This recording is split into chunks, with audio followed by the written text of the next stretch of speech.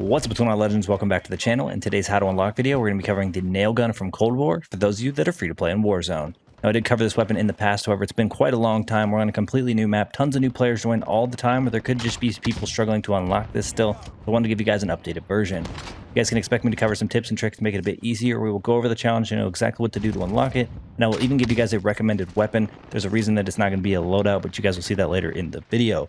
Before we dive into it, if you guys do enjoy this content at any time or find this video helpful in any way, make sure to show your support for the channel by going down below and smashing that like button. Go ahead and throw an easy goal of 50 likes on today's video, as well as if you guys would like to find a way back to the channel for more Call of Duty content, make sure you guys do hit that subscribe button alongside that notification bell so we don't miss you in future videos. Alright, in order to unlock this, of course, you're going to need to know what that challenge is. If you go to where you edit your loadout, go to the SMG category, scroll down to the Nailgun. Your challenge should be read as follows. Using special weapons, get 5 kills in 15 different matches. Now, when it comes to game modes, if there is a limited time mode that you guys prefer, whether it's called Dare or Clash or something else, you are more than welcome to dive into that. However, because of the consistency, I definitely recommend you guys dive into Plunder. Plunder is also great because it appeals to a wider variety of skill levels, being that the matches last from 10 to 20 minutes and sometimes longer, which will give you more time to get the progress on your challenge and lead to you not having to play more matches than you need to. When it comes into diving into Caldera, I highly recommend that you guys land at the new Season 4 location, which is going to be Storage Town, as it is the most popular place on the map by far. And as a secondary option, you guys are also able to land at Airfield, as it was originally the spot to land at before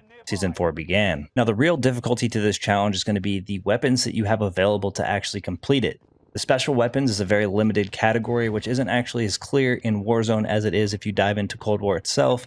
And those weapons only consist of the M79 grenade launcher, the ballistic knife, the nail gun itself, obviously, which you won't be able to use, and then the R1 Shadowhunter crossbow. Now, I definitely don't recommend trying to dive in with the M79 grenade launcher, as it is not necessarily the best option, and it could lead to it being a very frustrating challenge. If you guys do have the ballistic knife available, you can use that as well, but it's also not my top option. So I definitely recommend that you guys stick to the R1 Shadowhunter. So in order to actually get this nail gun done at a much easier rate, you will have to go and unlock that R1 Shadowhunter if you have not, but I promise you it will be worth it, as it will make this challenge significantly easier. The great thing about the R1 Shadowhunter is the fact that you will obviously be able to just one-shot, one-kill people or hit people from a distance, whereas with the ballistic knife, that can be a little bit more tricky, and even getting close enough to somebody to actually melee them can be a lot more frustrating as well. The great thing about the R1 Shadowhunter is hitting a headshot is going to be an instant down, or in some cases, if the player is jumping in solo, obviously it would be an instant elimination. This is the main reason I recommend this route, as it can be a lot more reliable, and obviously it's a lot more fun to be able to have a little bit more range and be a little bit more accurate, as it's not always as easy to aim with the ballistic knife as it can be with the R1 Shadowhunter. So you will have to get the 5 eliminations, of course, so I highly suggest you take the route that is best suited for your playstyle. If you're having a hard time running around and getting the eliminations, definitely camp in a corner or somewhere that you know people will have to pass and wait for them to go by. That way you can try to have a better opportunity of hitting them, as they probably won't know where you're at, or even in some cases, they probably won't even see you, so you won't even have to deal with them shooting back at you. This is definitely one of those challenges you're going to want to choose to be a little bit more strategic than maybe some of the other ones that we have covered. Sneaking up on players can give you a huge advantage with this challenge, for the simple fact that if they don't know where you're at, they're not going to know where you're coming from. You're going to be able to get closer to them, which I highly recommend for this challenge, for the simple fact that the closer you are, the more likely you are to hit a headshot or at least be accurate with that crossbow.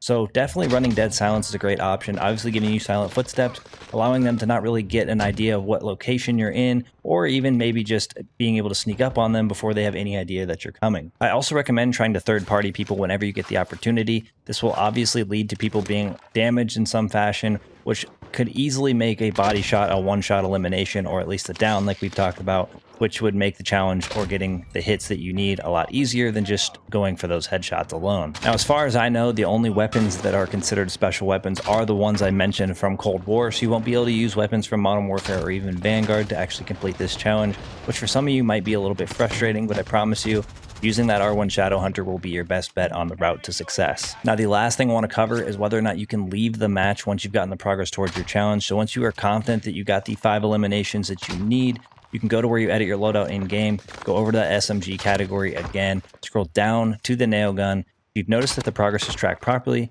then you can leave the match that you're in, diving into your next one, overall decreasing the amount of time that should take you to unlock this. However, if you are confident you got those 5 eliminations, and then you go to where you edit your loadout, and you check the progress, and it doesn't appear to track properly, I definitely recommend staying through to the end of the match in order to increase your odds of it actually counting. so that way you don't actually have to play more matches than is being asked. Now, I know this isn't the easiest challenge that we've faced. However, I am very confident with the few tips and tricks that I gave you guys today, and just overall running that R1 Shadowhunter crossbow, you guys will be successful, be able to get your hands on that nail gun in no time. So now that we've covered some tips and tricks to make it a bit easier, I've gone over the challenge with you guys so you know exactly what to do to unlock this. We've even gone over the recommended weapon to use. That's going to wrap things up for us here. Thank you guys for all the support in today's video, all the support in the channel. I look forward to seeing y'all in the next one. Peace.